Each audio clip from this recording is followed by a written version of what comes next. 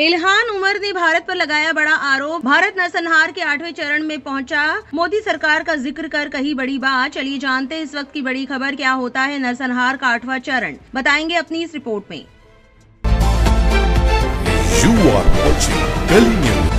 लगातार मुस्लिमों के सपोर्ट में बयान देने वाली अमेरिकी सांसद इल्हान उमर एक बार फिर चर्चा में हैं। उन्होंने आरोप लगाया कि भारत में मुसलमानों के खिलाफ नफरत तेजी से फैल रही है। अमेरिका में मुस्लिम समुदाय से जुड़े मुद्दों पर आयोजित एक कार्यक्रम में उन्होंने दावा किया कि भारत कथित तौर पर नरसंहार के 8वें चरण तक पहुंच चुका है। मीडिया रिपोर्ट्स के मुताबिक 7 जून को आयोजित इस कार्यक्रम का आयोजन इंडियन अमेरिकन मुस्लिम काउंसिल ने किया था। कार्यक्रम से जुड़े वीडियो हाल ही में सामने आए हैं, जिनमें अमेरिकी डेमोक्रेटिक पार्टी की सांसद इल्हान उमर भारत में अल्पसंख्यकों की स्थिति पर चिंता जताती दिखाई दे रही है। उन्होंने कहा कि भारत के बारे में आने वाली रिपोर्टों के मुताबिक देश नरसंहार के 8वें चरण में पहुंच गया है और ये स्थिति लगातार सामान्य होती जा रही है। अमेरिकी सांसद इल्हान उमर ने भाषण देते हुए पीएम नरेंद्र मोदी का भी जिक्र किया। उन्होंने कहा, हमारे लिए अलान बजाना जारी रखना बेहद जरूरी है, क्योंकि हम जानते हैं कि ये सिर्फ मोदी प्रशासन नहीं है जो भारत में ये सब करवा रही है, बल्कि ये अव्यवस्थागत तरीके से हो रहा है और समाज का हिस्सा बनता जा रहा है। अब आपको बताते हैं नरसंहार के 8वें चरण का मतलब क्या है। ग्रेगरी एक्स स्टैंटन की थ्योरी के मुताबिक नरसंहार अचानक नहीं होता, बल्कि कई चरणों में आगे बढ़ता है। उन्होंने इसके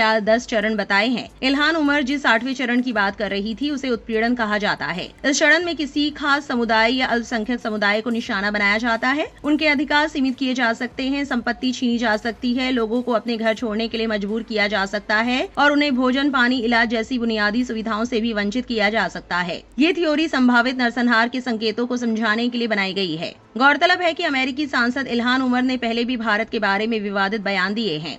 IAMC यानी इंडिया अमेरिकन मुस्लिम काउंसिल में आयोजित प्रोग्राम में ये चिंता जताई गई। अब ये भी लीजिए क्या है IAMC। IAMC अमेरिका में रजिस्टर्ड एक गैर लाभकारी संगठन है जो लंबे समय से भारत पर अल्पसंख्यकों के उत्पीड़न का आरोप लगाता रहा है। ये संगठन अमेरिका से लगातार मांग करता आया है कि अल्पसंख्यकों के प्रति व्यवहार को लेकर भारत को विशेष चिंता का देश घोषित किया जाए। इसके साथ ही ये RSS, उत्तर प्रदेश के मुख्यमंत्री योगी आदित्यनाथ और असम के मुख्यमंत्री हिमंत बिस्वा शर्मा जैसे राजनीतिक नेताओं पर प्रतिबंध लगाने की वकालत भी करता रहा है। इस खबर को लेकर जनता की अलग अलग राय भी सामने आई है। वसीम अकरम त्यागी ने लिखा, अमेरिकी सांसद ने भारत में बढ़ती सांप्रदायिक नफरत को लेकर चेताया है। अमेरिकी सांसद इल्हान के इस बयान को सरकारी एंकर व एंकराइन तो भारत विरोधी बताएंगे ही। हो सकता है कुछ सेलिब्रिटीज भी इस चेतावनी को खारिज करे। ये भी मुमकिन है कि भाजपा का कोई पुणे वाला या नकवी टाइप नेता आकर कहे कि भारत मुसलमानों के लिए स्वर्ग है, लेकिन कोई भी उन फ्रिंज एलिमेंट्स की करतूत पर कार्रवाई की मांग नहीं करेगा जो हर दिन भड़काऊ बयानबाजी कर रहे हैं, राह चलते मुसलमानों की मोरल पुलिसिंग कर रहे हैं। अभी सोशल मीडिया पर हिंदूवादी संगठनों के फ्रिंज एलिमेंट्स के वीडियो वायरल हो रहे हैं। एक फ्रिंज एलिमेंट्स मुस्लिम महिलाओं के गर्भ चीरने की धमकी दे रहा है। दूसरी वही वीडियो में वही फ्रिंज एलिमेंट्स मुसलमानों को मां की गाली दे रहा है। ये खुलेआम हो रहा है, ऑन कैमरा हो रहा है। क्या ये संयोग ही है कि मुसलमानों के खिलाफ, ईसाइयों के खिलाफ या और धार्मिक अल्पसंख्यकों के खिलाफ जहर उगलने वाले, हिंसा करने वाले सत्ताधारी दल के